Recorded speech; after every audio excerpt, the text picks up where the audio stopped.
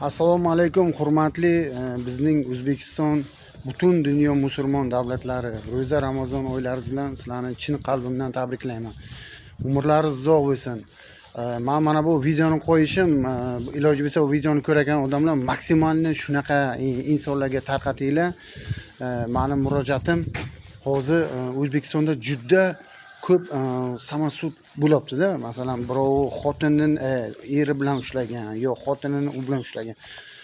Yo masalan, eri bilan bunaqa. Birinchidan odam o'zini yuragidan, chin qalbidan o'zini erini eplasa, yo xotinini eplasa, u hech kim ushlamaydi birinchidan.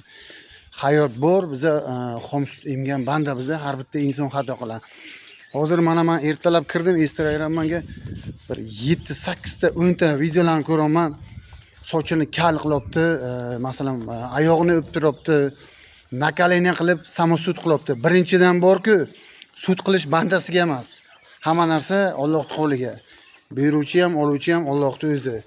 Birinchidan, ikkinchidan qanaqadir musorlar videolarga oladi, unaqa qiladi, isqirt, harom, bunaqa borku, isqirtlar borku, dindan chiqqan bular. O'zicha samosudsan, sen kimsan?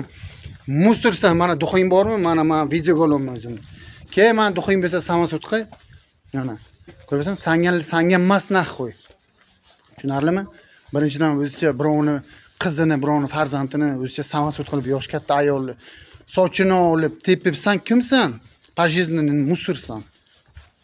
Pajizning kimsan? Nima qilib qo'ygansan davlat uchun? Nima qilib qo'yding? Dalbayob bilan.